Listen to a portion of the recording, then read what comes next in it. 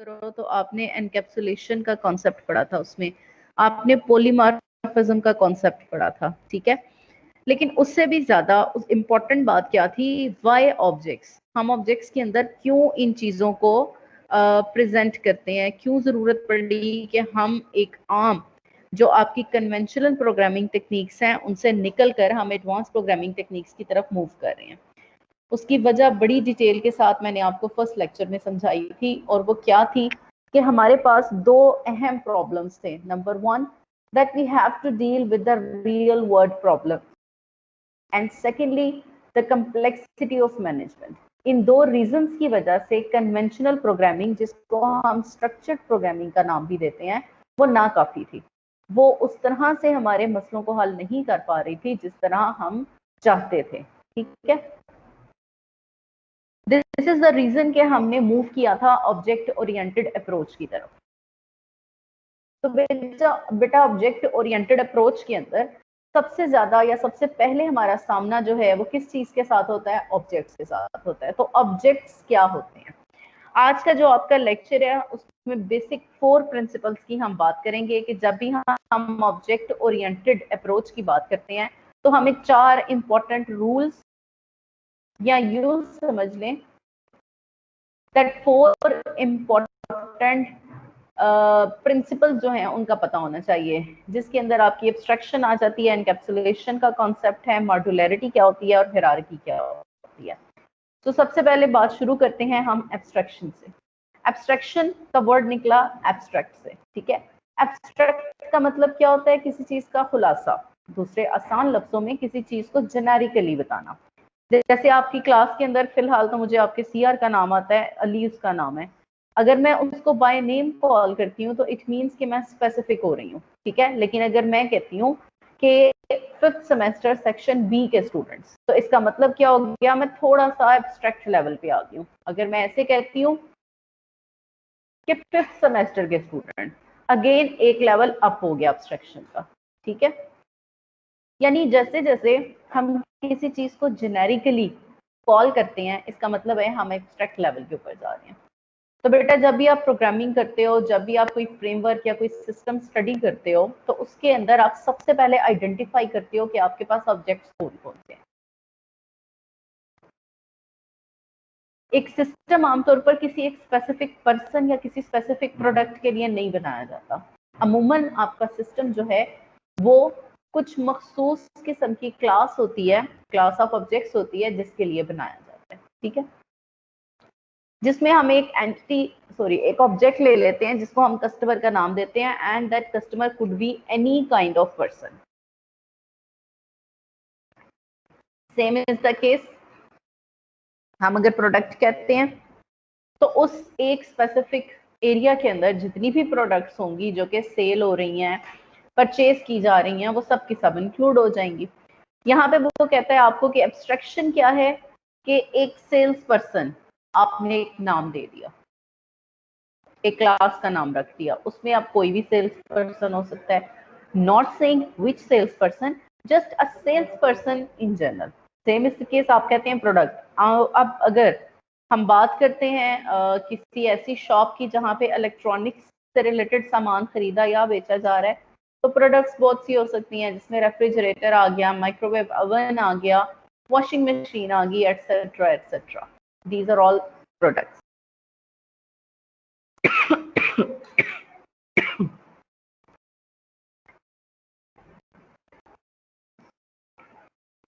अच्छा जी, same is the case with customer.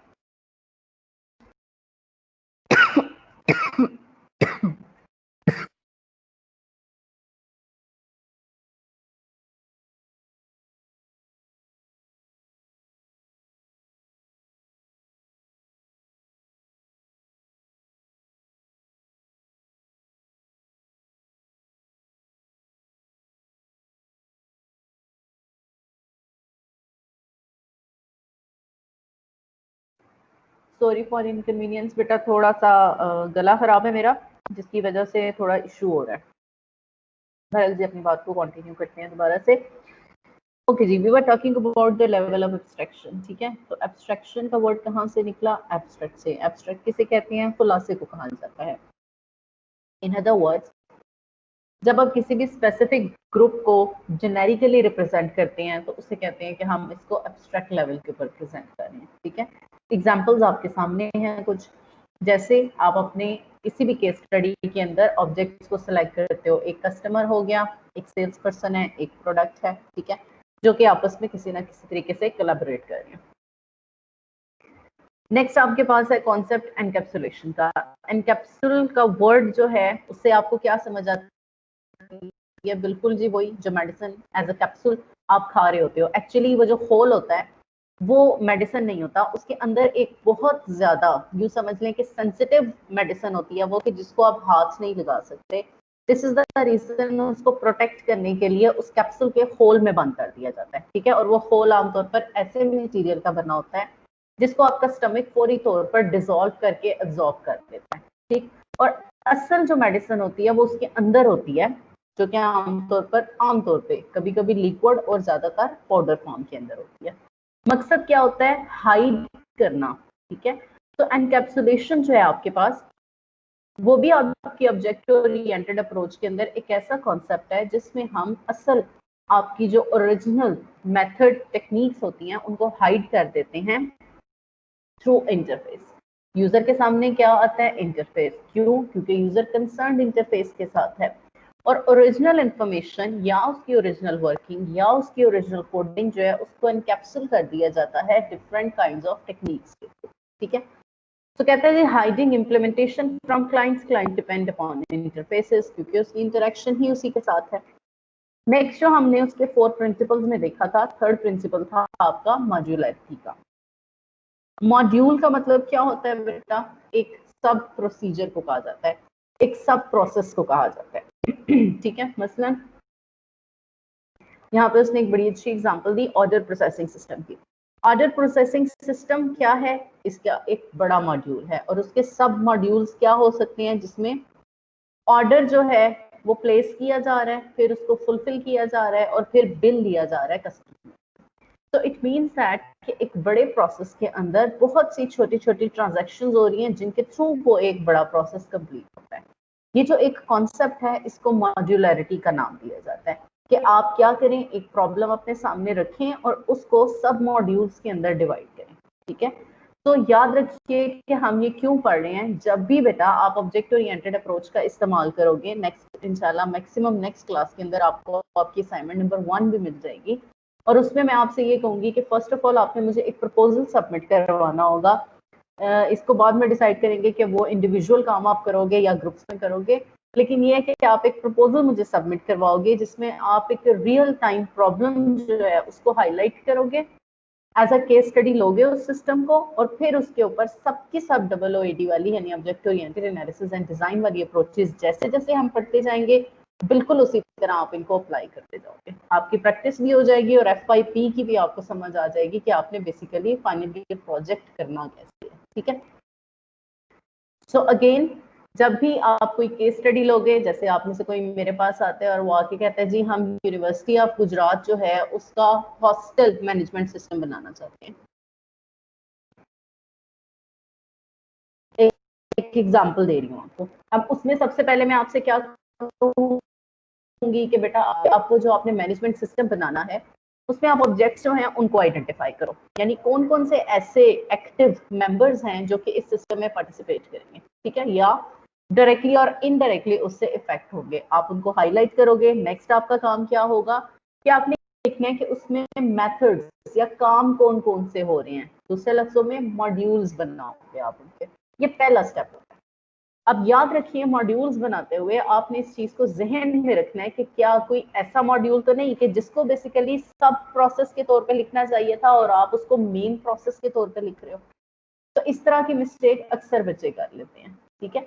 तो मॉड्यूलरिटी का कॉन्सेप्ट आपको क्या बताता है कि आपके पास एक सिस्टम के अंदर डिफरेंट मॉड्यूल्स होते हैं और उन मॉड्यूल्स के अंदर बहुत से ऐसे छोटे छोटे प्रोसेसेस रन हो रहे होते हैं कि जिनकी एग्जीक्यूशन से ही वो एक मॉड्यूल कंप्लीट होता है, ठीक है।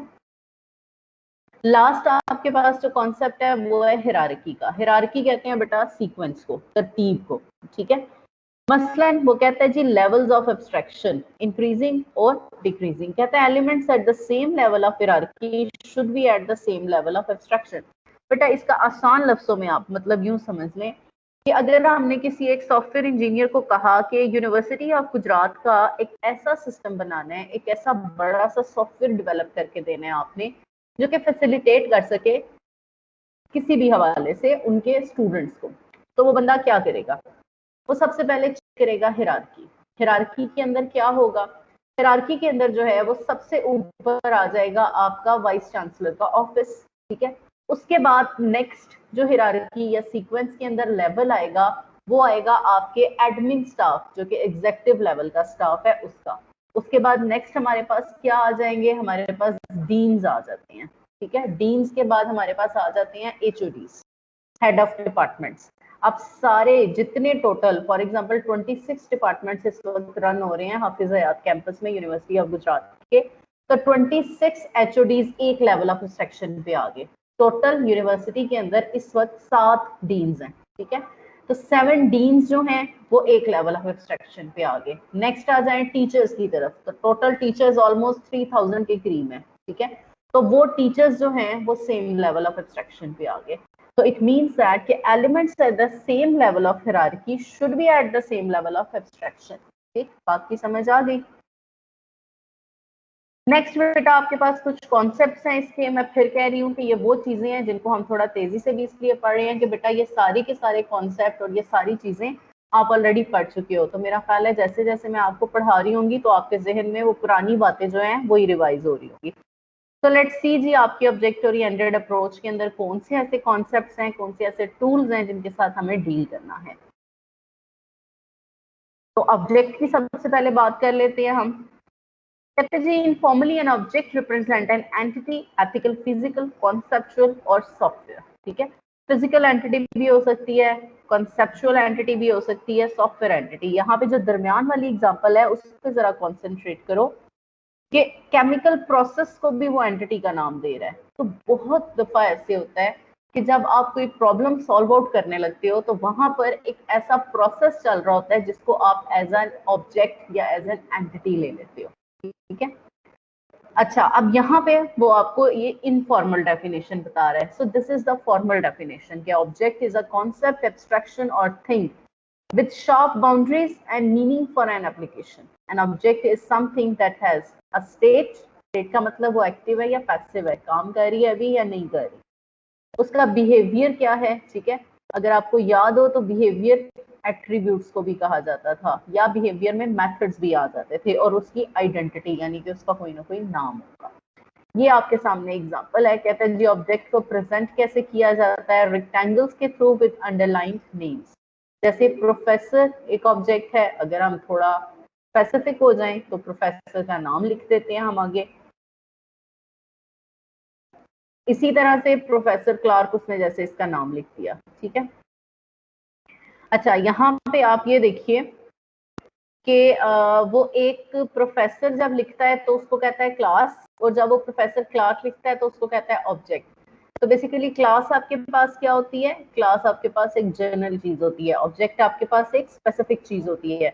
मसलन आप कहते हो टीचर, तो टीचर तो सब आ गए, क्लासेस होगी। अगर आप कहते हो टीचर और आगे मेरा नाम लिखते हो ना बुआ, तो इसका मतलब क्या हुआ कि ये एक स्पेसिफिक ऑब्जेक्ट हो गया। नेक्स्ट आपके पास क्लास अगेन, कहते हैं it's a description of a group of objects. Simply कोई भी पूछते हैं आपसे कि क्लास क्या होती है तो आप फौरन से जवाब दो ग्रुप ऑफ ऑब्जेक्ट्स होती है, ठीक है। विद कॉमन प्रॉपर्टीज यानी कि एट्रीब्यूट्स होंगे, कुछ बिहेवियर होगा, उनका रिलेशनशिप होगा, एंड सेमेंटिक्स। सेमेंटिक का मतलब होता है बेटा मीनिंग, मतलब कि बगैर मतलब के यूं समझ लीजिए कि आप उसके बारे में डिस्क्रिप्शन दे सकते हो, ठीक है। आप लोगों ने एक वर्ड सुना होगा डेटा डिक्शनरी के नाम से। डेटा डिक्शनरी किसी भी डेटाबेस के अंदर एक ऐसी चीज होती है जिसमें हम इन क्लासेस के बारे में इंफॉर्मेशन लिखते हैं, ठीक है। जैसे आप खुद भी जब प्रोजेक्ट्स करोगे, छोटे मोटे प्रोजेक्ट्स हैं, टर्म हो गए, आपके फाइनल ईयर प्रोजेक्ट्स हो गए, तो उसके अंदर आप बताओगे कुछ ऐसे एब्रीवेशंस इस्तेमाल करोगे जो सिर्फ आपको पता होंगे। ये अच्छे सॉफ्टवेयर हाउसेज जो है उनकी एक अप्रोच होती है ताकि हाइड कर सकें वो अपनी सारी की सारी यूं समझ लीजिए जो कोडिंग की टेक्निक्स हैं उनको, कि वो एब्रिवेशन इस्तेमाल करते हैं। जैसे स्टूडेंट का वर्ड यूज करने की बजाय वो STD लिख देते हैं। तो ये कि कहीं इसको भूल ना जाएं, उनको ये चीज याद रहे, तो उसको अलहदा से वो एक छोटी सी फाइल, छोटा सा डेटाबेस बना देते हैं जिसमें वो ये एब्रिवेशंस और आगे उनके जो फुल नेम्स हैं वो लिखते हैं, ठीक है। तो डाटा डिक्शनरी का कॉन्सेप्ट जो है वो आपका एसोसिएट होता है इसी एक चीज के साथ। सेमेंटिक्स का वर्ड असल में उसके लिए इस्तेमाल हुआ है कि वो जो भी आप क्लास ले रहे हो वो मीनिंगफुल होनी चाहिए, आपको पता होना चाहिए कि वो क्यों इस्तेमाल हो रही है। अच्छा जी, कहते हैं class is the description of with common properties, behavior, relationships and semantics. An object is an instance of a class. Instance का मतलब यहाँ पे actually example भी है. Class is an abstraction in that emphasis relevant characteristics.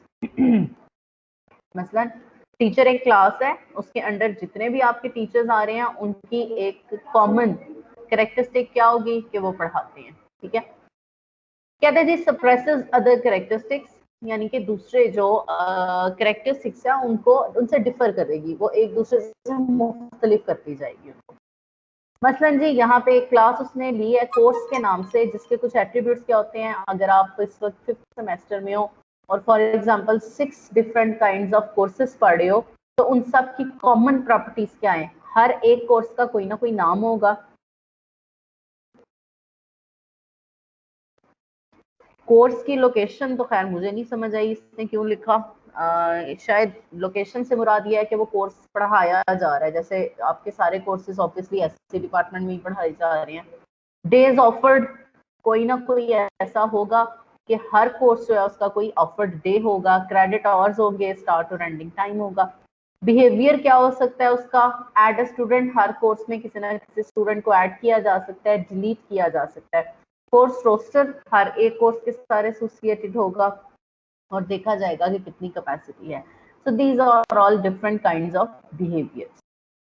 अच्छा जी, class को represent कैसे किया जाता है, ये तो मेरा ख्याल है आपको बताने की इतनी जरूरत नहीं है, आपको समझ आ गई होगी। एक रेक्टेंगुलर बॉक्स आपने बनाना है, ऊपर आपने लिखना है क्लास का नाम, नीचे आप लिखते हो उसके एट्रीब्यूट्स और सबसे नीचे लिखते हो उसके मेथड्स। लेकिन बहरहाल इसको बड़े गौर से देखना है आपने, ठीक है, क्योंकि नेक्स्ट आपका जो UML डायग्रामिंग वाला काम होगा उसमें ये नोटेशंस बहुत ज्यादा इस्तेमाल होगी, ठीक है। तो आप मुझे जब असाइनमेंट्स भी सबमिट करवाओगे या क्विजेस दोगे तो उनके अंदर ये चीजें आपने जहन में रखनी है।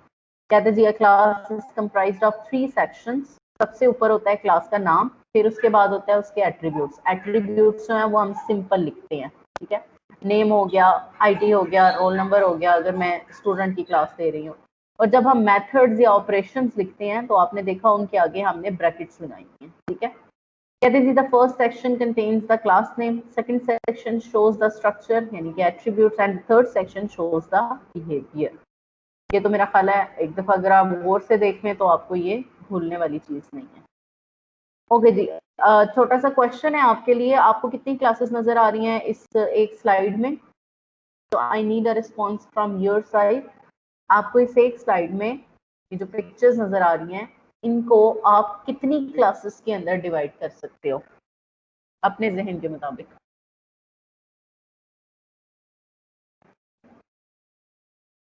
बोलो।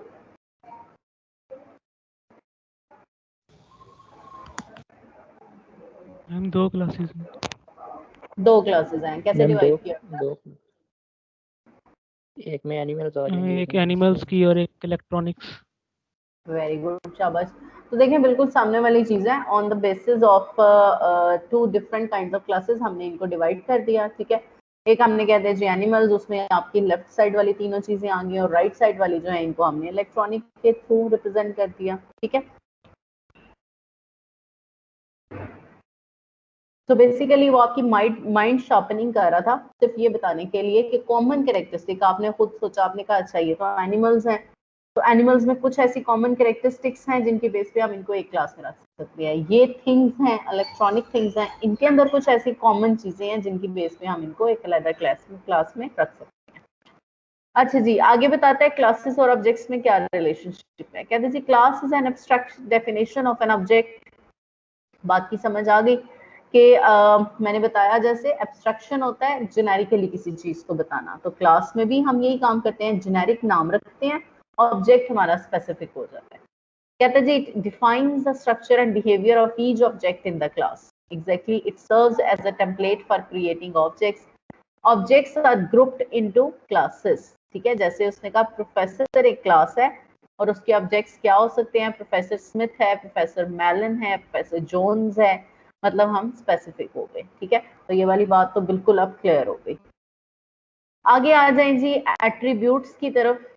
वो कहते हैं जी एट्रीब्यूट्स क्या होते हैं बेटा, करेक्टरिस्टिक्स होते हैं। ठीक है, और उनको लिखने के जो हैं वो दो तरीके उसने आपको बताए हैं, जिसके अंदर एक में तो हम एट्रीब्यूट लिख सकते हैं, खाली उनके नाम हमने लिखे हैं कि जैसे कोर्स ऑफरिंग है तो नंबर है, स्टार्ट टाइम, एंड टाइम। या अगर मैं कहती हूँ कि मैं एक क्लास का नाम रखती हूँ, एक ऑब्जेक्ट मेरे पास आ जाता है, सॉरी एक क्लास मेरे पास आ जाती है जिसका नाम मैंने रखा है स्टूडेंट। ठीक है, और स्टूडेंट के एट्रीब्यूट्स क्या हो सकते हैं, स्टूडेंट का नाम हो सकता है, उसका रोल नंबर हो सकता है, उसका सेक्शन हो सकता है, उसका डिपार्टमेंट हो सकता है, या उसके लास्ट जो है उसके मार्क्स हो सकते हैं, और ओवरऑल उसका CGPA हो सकता है।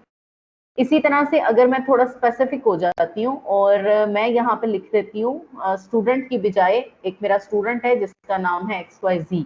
XYZ अब एक स्पेसिफिक स्टूडेंट है, यानी कि एक ऑब्जेक्ट है। तो उस ऑब्जेक्ट के एट्रीब्यूट्स क्या हो सकते हैं, अब उसका नेम जो है उसके आगे मैं इक्वल का साइन डालूंगी और उसका नाम लिखूंगी। नाम क्या है उसका, XYZ है। ठीक है, और उसके बाद उसकी अगर मैंने रोल नंबर लिखना है वो भी रोल नंबर लिखूंगी पूरा। ठीक है, तो these are two different kinds of things.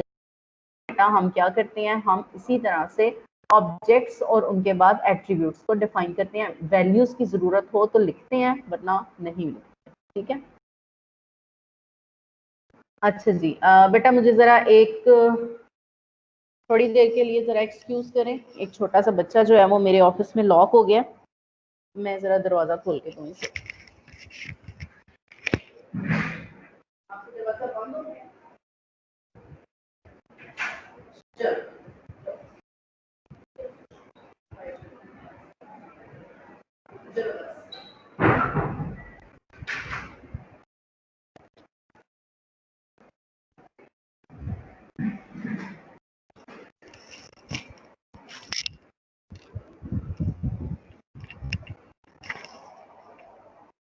अच्छा बेटा, अब आ जाते हैं अपने थर्ड कॉन्सेप्ट की तरफ, एंड दैट इज ऑपरेशन, जिसको हम मेथड्स का नाम भी दे सकते हैं।